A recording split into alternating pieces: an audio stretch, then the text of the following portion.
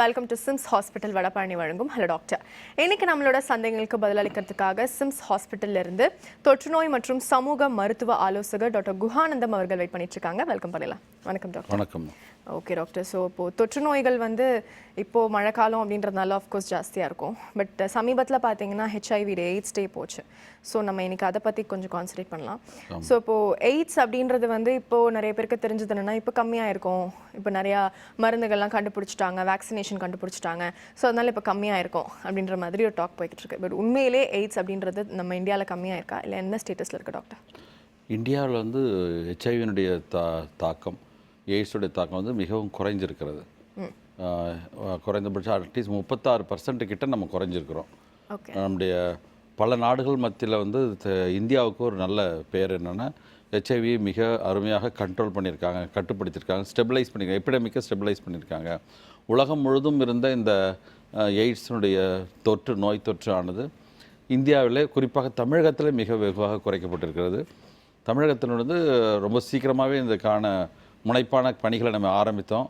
1986 கண்டுபிடிக்கப்பட்ட இந்த HIV கிருமி வெள்ளூர் மருத்துவமனையில் CMC கிறிஸ்டியன் மெடிக்கல் காலேஜ்லேயும் சரி, மெட்ராஸ் மெடிக்கல் காலேஜில் டாக்டர் சுனிதி சாலமன், அங்கே ஜேக்கப் ஜான் இவங்கெல்லாம் கண்டுபிடிச்சாங்க. அதுக்கு பிறகு முனைப்பாக தமிழகத்தினுடைய சுகாதாரத்துறை பல்வேறு நடவடிக்கைகளை எடுத்து இந்த நோயினுடைய தாக்கத்தை குறைச்சது. நோயாளிகளை கண்டுபிடிக்கிறதுலையும் சரி, அந்த நோய் ரத்தத்தின் மூலம் பரவுறதை கண்டுபிடிக்கிறதுலையும் சரி, எல்லாத்திலையும் முனைப்பாக செய்ததுனால இந்த எபிடமிக் ஒரு ஸ்டெபிலைஸ் ஆகி டிக்ரீஸ் ஆகிருக்குது.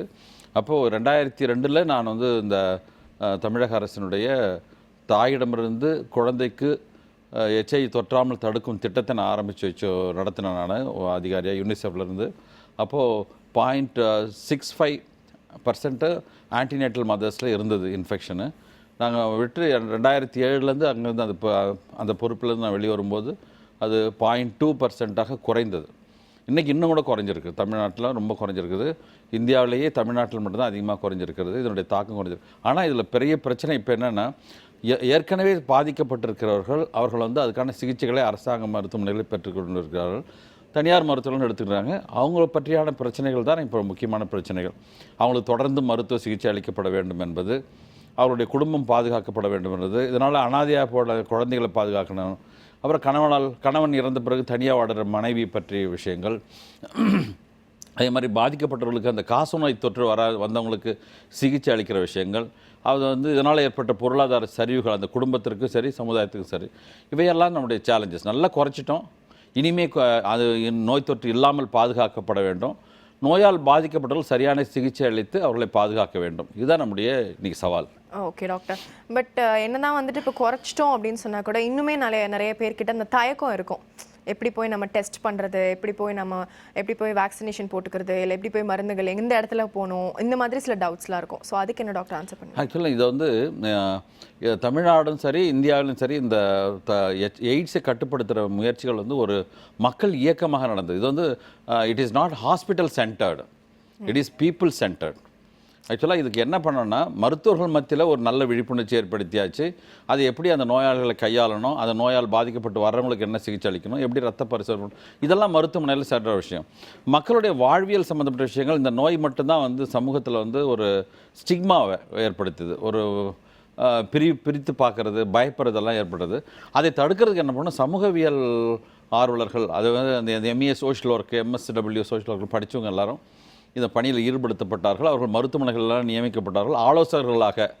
ஆலோசகர்னு சொல்லுவாங்க. அது இன்னும் தமிழில் ஆற்றுப்படுத்தினர்கள் என்ற போஸ்ட் எல்லா மருத்துவமனைகள், அரசு மருத்துவக் கல்லூரி மருத்துவமனைகள், தனியார் மருத்துவக் கல்லூரி மருத்துவமனைகள், district headquarters hospital, taluk headquarters hospital, block PSC, அப்புறம் PSC லெவலில் எல்லா இடத்துலையும் நம்முடைய தமிழ்நாடு மட்டும்தான் ஆலோசகர்களையும் ரத்த பரிசோதனையும் போட்டு மக்கள் மத்தியில் சந்தேகம் இருக்கிறவர்கள் அல்லது பழக்க வழக்கங்களில் பிரச்சனை இருக்கிறவர்கள், நோயால் பாதிக்கப்பட்டவர்களால் ரத்த பரிசோதனை செய்து கருவுற்ற தாய்மார்களுக்கு அவர்களுக்கு சிகிச்சை டெஸ்ட் பண்ணி அவங்களை கண்டுபிடிச்சி ட்ரீட்மெண்ட் கொடுக்குறது. அதே மாதிரி அந்த VCTCன்னுவாங்க, நம்பிக்கை மையம்னு தமிழ்நாட்டில் வச்சுருக்காங்க. நாங்கள் ICTC integrated counselling and testing சென்டர்னு வச்சு எல்லாத்தையும் இணைச்சி அதிலையும் டெஸ்ட் பண்ண ஆரம்பிச்சிட்டோம். அதை பார்த்து அந்த ட்ரீட்மெண்ட்லாம் கொடுத்துன்னு இருக்கிறோம். அது என்னென்னா, இந்த திட்டத்துக்கு முன்னாடி தனியாக பட்ஜெட் ஒதுக்கி செலவு செஞ்சாங்க. இப்போ இந்திய அரசு அதை நம்முடைய தேசிய ஊரக மருத்துவ வளர்ச்சி, அதே மாதிரி நகர்ப்புற மருத்துவ வளர்ச்சி அந்த திட்டங்களோட NUHM NRHMோட மெயின் ஸ்ட்ரீம் பண்ணியிருக்காங்க. மெயின் ஸ்ட்ரீம் பண்ணுறது வந்து தமிழ்நாடு தான் அகெயின் முன்னுதாரணமாக இருந்தது. இந்த எய்ட்ஸ் தடுப்பு திட்டம் சிகிச்சை முறைகள் எல்லாமே வந்து இருக்கிற சுகாதார பணிகளோடு இணைத்து இப்போ செயல்படுத்தப்படுகிறது. இதற்காக பணியமைத்தப்பட்ட இந்த ஆற்றுப்படுத்தினர்கள் கவுன்சிலர் லேப் டெக்னீஷியன்லாம் இதில் பணியாற்றுறாங்க. அப்புறம் இதுக்கு சிகிச்சை அளிக்கிறதுக்கு மருத்துவர்கள் வந்து ART சென்டர்ஸ்ன்னு சொல்லுவாங்க. அந்த ART சென்டர்ஸ் எல்லா மருத்துவமனைகளையும் டிஸ்ட்ரிக்ட் ஹெட் குவார்ட்டர்ஸ்லையும் ஹாஸ்பிட்டல் இருக்குது, மருத்துவ மருந்தையும் வழங்கப்படுகிறது. அதில் சுணக்கம் என்பது இல்லை. ஆனால் அது வந்து இந்த நம்ம குறைச்சிட்டோம் தமிழ்நாட்டில், அதை பற்றி பயங்கள் எல்லாம் மிகவும் குறைஞ்சிருக்குன்றதும் நம்ம சஸ்டெயின் பண்ணணும், அதை கண்டினியூ பண்ணணும். ஆக்சுவலாக இந்த மாதிரி எபிடமிக்ஸில் வந்து நோயை நம்ம கண்ட்ரோல் பண்ணிட்டோம்னு மகிழ்ச்சி அடைகிறது மட்டும் பத்தாது, அந்த கண்ட்ரோல் பண்ண நிலையை அப்படியே நீடிக்கணும். நீடிக்கிறதுக்கு இப்போ இளைஞர்கள் மத்தியில் வந்து விழிப்புணர்ச்சி ஏற்படுத்தணும், அந்த HIV பற்றி விழிப்புணர்ச்சி ஏற்படுத்தணும். அப்புறம் குடும்பத்தினங்களில் வந்து அந்த ஸ்திரத்தன்மை ஏற்படுத்தணும். மாணவர்கள் மத்தியில் வந்து அல்லது இளைஞர்கள் மத்தியில் அந்த வக்கரத்தன்மை, அதே மாதிரி பெண்கள்கிட்ட வந்து நல்ல பழகிற விஷயங்கள், தவறான போக்குகள், நெகட்டிவ் தாட்ஸு, நெகட்டிவ் பிஹேவியர்ஸ் எல்லாம் குறைக்கிற முயற்சிகள் நடந்து தான் இருக்கணும். தமிழ்நாட்டில் வந்து ஒவ்வொரு கல்லூரிகளிலும் ரெட் ரிப்பன் கிளப் ஆரம்பித்தோம், ஸ்கூல்லையும் ஆரம்பித்தோம், NSS வாலண்டியர்ஸ் ஆரம்பித்தோம். அதே மாதிரி செல்ஃப் ஹெல்ப் குரூப் உமன்கள்லாம் நம்ம ட்ரெயின் பண்ணோம். எத்தனையோ ஒரு 30 லட்சம் செல்ஃப் ஹெல்ப் குரூப் உமன்களை எல்லா மாவட்டங்களையும் ட்ரெயின் பண்ணோம். அந்த முயற்சிகள் தொடர்ந்து செயல்பட்டால் நம்ம வந்து சரி பண்ணலாம்.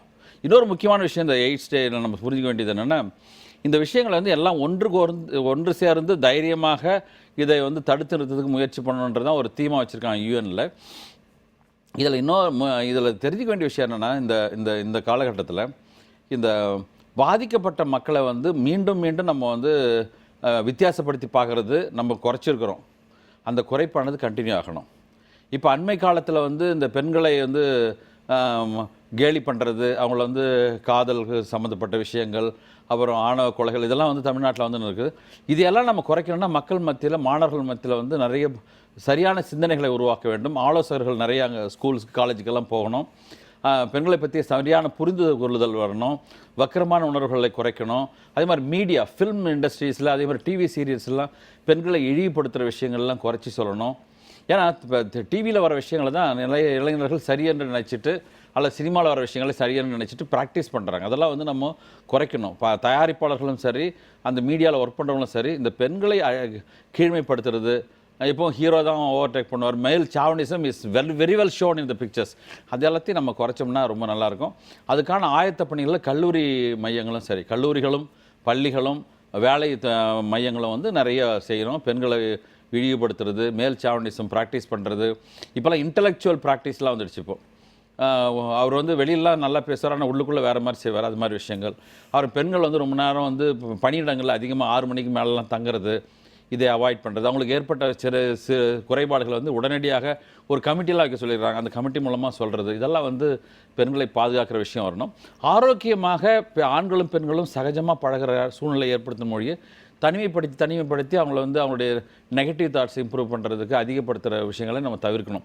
இதை நான் எய்ட்ஸ் நேரத்தில் நம்ம சொல்லிக்கொள்ள விரும்புகிறேன். எய்ட்ஸ் தினத்தில் இது ஒரு காலத்தில் வந்து எய்ட்ஸ் என்பது இஸ் அ ஃபெமினைசேஷன் ஆஃப் எபிடமிக்னு சொன்னாங்க WHO-ல, வேர்ல்டு UNO-வில். அந்த ஃபெமினைசேஷன் ஆஃப் எபிடமிக்ன்றது எல்லாம் குறைஞ்ச பிறகு கூட லேசாக இருக்கிற மாதிரி எனக்கு தோணுது. அதை சரி பண்ணுறதுக்கு நம்ம எல்லாம் மக்கள் இயக்கமாக எல்லாம் முயன்று செயல்படுத்தணும். தமிழ்நாட்டை பொறுத்தவரை இந்த நோயினுடைய தாக்கம் கட்டுப்படுத்துறதுக்கு வந்து சுய உதவிக்குழு பெண்களுடைய முயற்சி ரொம்ப பெரிய விஷயம். பெண் உரிமை இயக்கங்கள் நிறைய பண்ணுச்சு, ஆக்டிவிஸ்ட், ஹியூமன் ரைட்ஸ் ஆக்டிவிஸ்ட் நிறைய பண்ணாங்க, மருத்துவர்கள் நிறைய பண்ணாங்க. அதை விட முக்கியமாக தமிழக அரசினுடைய சுகாதாரத்துறையும் மற்ற இணைந்த சோஷியல் வெல்ஃபேர் டிபார்ட்மெண்ட்டும் ரொம்ப பெரிய காரியங்களை பண்ணாங்க. அந்த முயற்சியும் அந்த செயல்பாடுகளும் தொடர்ந்து நீடித்தால் மட்டும்தான் இதை வந்து நம்ம சஸ்டெயின் பண்ண முடியும். Okay, beautifully set sir. I think entire female community சார்பாக கண்டிப்பாக ஒரு மேல் சாவனிசம் குறையணும், அதுக்கு மீடியா வந்து ஒரு முக்கியமான காரணமாக இருக்குது அப்படின்றத ரொம்ப ஃபென்டாஸ்டிக்காக சொன்னீங்க. இப்போது இந்த எய்ட்ஸ் பொறுத்த வரைக்கும் என்னென்ன மாதிரி மெடிக்கல் அட்வான்ஸ்மெண்ட்ஸ்லாம் நீங்கள் பார்த்துட்டு வந்திருக்கீங்க சார் இவ்வளோ வருஷம்? இதில் வந்து என்னென்னா, முதல்ல வந்து டெஸ்ட் பண்ணுறதுக்கே வந்து 3 மாதம் கழிச்சு தான் அதை தெரிஞ்சுக்குவோம், பாசிட்டிவ்ன்றது தெரிஞ்சது முதல்ல இனிஷியலாக. ஓகே, நாங்கள் முதல்ல ஆரம்பிக்கும் போது 1995, 96லாம் டெஸ்ட் பண்ணி அதை கன்ஃபார்ம் பண்ணுறதுக்கு 3 மாதம் கழிச்சு தான் தெரியும். அப்புறம் டெஸ்ட்டெல்லாம் ரொம்ப காஸ்ட்லியாக இருந்தது. ஒரு டெஸ்ட் வந்து 3000 ரூபா 4000 ரூபா இருந்தது. இது மாதிரிலாம் விஷயங்கள் இருந்து நிறைய குறைஞ்சிட்டு இன்ஃபெக்ட் ஆன ஒரு வாரத்துக்குள்ளே நம்ம கண்டுபிடிக்கலான்ற ஒரு நிலைமை வந்து மருத்துவத்துறையில் வந்துடுச்சு. ஓகே, அந்த பிசிஆர் மெத்தடில் வந்து அந்த வைரஸை கண்டுபிடிக்க முடியும், 2-3 நாள்லேயே கண்டுபிடிக்க முடியும். அல்லது ஏன்னா மருத்துவத்துறையில் என்னாச்சுன்னா நிறைய பேருக்கு அந்த பாசிட்டிவாக வர்றவங்களுக்கு வந்து மருத்துவ சிகிச்சை அளிக்கும் போது நீடில் குத்துறது அல்லது ஆப்ரேஷன் தேட்டரில் ஸ்கேல்பல் பண்ணுறது, டெலிவரி நடக்கும்போது அந்த ஆம்னியாட்டிக் ஃப்ளூயிட் கண்ணெல்லாம் அடிக்கிறது, இதை மாதிரிலாம் இருந்தது. அப்போ தான் வந்து இந்த எய்ட்ஸ் எபிடமிக் இன்னொரு நல்ல விஷயத்தையும் செய்யுது மருத்துவத்துறையில். அவங்களுடைய யூனிவர்சல் ஒர்க் ப்ரிகாஷன் ஒன்று இருக்குது. யூனிவர்சல் ஒர்க் ப்ரிகாஷன்னா நோயாளிக்கு என்ன நோய் இருக்குதுன்றதை பற்றியெல்லாம் வந்து உங்களுக்கு கற்பனை பண்ணி சந்தேகப்படுறதை விட நோயாளிகளுக்கு தொற்று நோய்கள் இருக்கக்கூடும். அந்த தொற்று நோய்களை சரியாக நம்ம ஹேண்டில் பண்ணலைன்னா உங்களுக்கு இன்ஃபெக்ட் ஆகும், மருத்துவத்துறையில் இருக்கிறவங்களுக்கு இன்ஃபெக்ட் ஆகும். மருத்துவத்துறையில் இருக்கிற டாக்டர்கள் நர்ஸ்கள் மூலமாக இன்னொரு நோயாளிக்கும் தொற்றுன்றது தடுக்கிறதுக்காக இந்த கையுறைகள், முக கவசங்கள், கண்ணாடிகள் போடுறது, அப்புறம் ஏப்ரன்ஸ் போடுறது, disposable gloves, disposable delivery kids, இதெல்லாம் வந்து முதல்ல இருக்குது. எய்ட்ஸ் மட்டும் இல்லை, 1914 வந்து ஆங்கிலேயர்கள் மருத்துவத்துறையில் இந்த விஷயத்தை கொண்டு வந்தாங்க. அது வந்து நடுவில் சரியாக செய்யாதனால இப்போ வந்து மறுபடியும் இன்சிஸ்ட் பண்ணி அதை கட்டாயம் செய்யணும்னு சொன்னாங்க. அப்போ மருத்துவத்துறையில் என்ன பண்ணாங்க, எல்லாருக்கும் டெஸ்ட் பண்ண பிறகு தான் நாங்கள் ட்ரீட்மெண்ட் பண்ணணும்னு சொன்னாங்க. இல்லை அப்படி பண்ணக்கூடாது, அது டிஸ்கிரிமினேஷன் ஆகும். எல்லாருக்கும் நோய் இருக்கலாம் என்று நினச்சிக்கிட்டு நீங்கள் வந்து எல்லா தற்காப்பு விஷயங்களையும் நம்ம செஞ்சு பண்ணுறது தான் ரொம்ப நல்லதுன்னு சொன்னாங்க. அது வந்து மருத்துவத்துறையில் ஒரு பெரிய தாக்கத்தை ஏற்படுத்தி இப்போ சாதாரண பொதுமக்கள் கூட டிஸ்போசபிள் சிரிஞ்சு யூஸ் பண்ணுங்கள், ஒரு முறை பயன்படுத்துகிற சிரிஞ்சை யூஸ் பண்ணுங்கள் அப்படின்ற ஒரு ஸ்டேஜ் வந்து கேட்க வந்தாங்க. அது முதல்ல மருத்துவத்துறையில் கொஞ்சம் வருத்தப்பட்டாலும் பின்னாடி வந்து அது சரியான அணுகுமுறைன்னு கேள்விப்பட்டோம். நிறைய டிஸ்போசபிள்ஸ் பயன்படுத்த ஆரம்பிச்சிட்டோம். இது ஒன்று. ரெண்டாவது வந்து அந்த இன்ஃபெக்ஷன் இருக்கான்ட்டு ஒரு 5 நாள் 1 வாரத்துக்குள்ளே நம்ம கண்டுபிடிச்சலாம். முன்னாடி 3 மாதம்ன்றது. அப்புறம் டாக்டர் நம்ம இந்த டெஸ்டிங் பற்றி பேசலாம். நிகழ்ச்சியோட ஃபர்ஸ்ட் காலர் காத்துட்டு இருக்காங்க, பார்த்தலாம். வணக்கம். Hello doctor. வணக்கம் சார். வணக்கம். வணக்கம். உங்கள் பேர் எங்கேருந்து கால் பண்ணுறீங்க சார்? பையனுக்கு சார் கிட்னி ப்ராப்ளம் இருக்கு. ஓகே. டைலஸ் போட்டுக்கிட்டு இருக்கோம், ஒரு 2 மாதம் போட்டுக்கிட்டு இருக்கோம். ஓகே. டைலஸ் போட்டுக்கிட்டு இருக்கோம். அது எப்படி ஆப்ரேஷன் பண்ண என்ன செய்ய நேரம் கேட்குறேன். உங்கள் பிள்ளைக்கு வந்து வேற என்ன தொற்று நோய்கள் வேறு இருக்கா? கிட்னி நோய் டிசீஸ் இல்லாமல்? ஒன்றும் கிடையாது, டெஸ்ட் பண்ணிட்டோம், ஒன்றும் கிடையாது. கிட்னி லெஃப்ட் 6.4 இருக்கு கிழமையும். மண்ணுட்டாங்க. சரி. டைலஸ் வந்து எத்தனை வருஷம் வரைக்கும் போடலாம் டைலஸ்? டயாலிசிஸ் வந்து அந்த கிட்னி மருத்துவர் இருக்கார்ல, ஸ்பெஷலிஸ்ட்டு, அவர் வந்து கிட்னியினுடைய செயல்பாடை பொறுத்தும், அதே மாதிரி கிரியாட்டினின் ஒரு உப்பு அங்கே இருக்கும் ரத்தத்தில் கண்டுபிடிப்பாங்க. அது அதிகமானால் அதை குறைக்கிறதுக்காக டயாலிசிஸ் பண்ணி அதை நீக்குவாங்க, ரத்தத்துலேருந்து நீக்குவாங்க. அது எந்த அளவுக்கு உயருதுன்றதை கணித்து அவர்கள் வாரத்துக்கு 1 தடவையோ அல்லது 2 தடவையோ அல்லது 2 வாரத்துக்கு 1 தடவை இப்படியெல்லாம் செய்வாங்க. அதில் ஸ்பெஷலிஸ்ட் தான் முடிவு எடுப்பாங்க. ஆனால் இதை செய்யும்போது ஒரு முக்கியமான விஷயம் என்னென்னா, அந்த ரத்த பரிமாற்றம், ரத்தத்தை தூய்மைப்படுத்தும் போது நோய் தொற்று வராமல் நீங்கள் பாதுகாத்துக்க வேண்டியது உங்கள் பொறுப்பு. அப்போ வந்து அந்த ஹெப்படைட்டிஸ் பின்னு ஒரு இன்ஃபெக்ஷனும் ஹெச்ஐவி இன்ஃபெக்ஷனும் யூஸ்வலாக பரவுறதுக்கு வாய்ப்பு இருக்கும். அதை வந்து மருத்துவர்கிட்ட நீங்கள் ரொம்ப அன்பாக கேட்டு, சார் இதெல்லாம் வராமல் குழந்தைக்கு கொஞ்சம் பார்த்துக்கணும் இது அப்படின்னு சொன்னீங்கன்னா அவங்க வந்து ரொம்ப எச்சரிக்கையாக இருப்பாங்க. நீங்கள் அரசு மருத்துவமனைகளையும் அணுகி நீங்கள் செயல்படலாம், ஃப்ரீயாக பண்ணுறாங்க. தனியார் மருத்துவமனைகளையும் வந்து நம்ம இன்சூரன்ஸ் கவரேஜ் இருக்குது, அதை நீங்கள் செஞ்சுக்கோங்க. மற்றபடி உங்களுக்கு எப்போ வந்து அந்த மருத்துவ ரீதியாக கிட்னியினுடைய செயலிழப்பை சரி செய்ய முடிகிறவர்களும் நீங்கள் பண்ணலாம். அல்லது கிட்னி பாதிப்பு ரொம்ப மோசமாக இருந்து அதுக்கு அறுவை சிகிச்சை பண்ணணுன்னா நீங்கள் மருத்துவர்கிட்ட கேட்டு அதுக்கான சிகிச்சை பண்ணிங்க. என்னுடைய அட்வைஸ் என்னென்னா, இந்த டயாலிசிஸை கண்டினியூ பண்ணுங்கள். டயாலிசிஸ் பண்ணும்போது ஹெச்ஐவியோ ஹெப்படைட்டிஸ் பி தொற்றோ ஏற்படாத ஒன்றும் குழந்தையை பாதுகாத்தது மிகவும் முக்கியம். ஓகே டாக்டர், நம்ம தொடர்ந்து மெடிக்கல் அட்வான்ஸ்மெண்ட்ஸ் பற்றி பேசலாம். ஒரு சின்ன பிரேக் அப்புறமா மீட் பண்ணலாம். அது சிம்ஸ் ஹாஸ்பிட்டல் வடபழனி வழங்கும் ஹலோ டாக்டர்.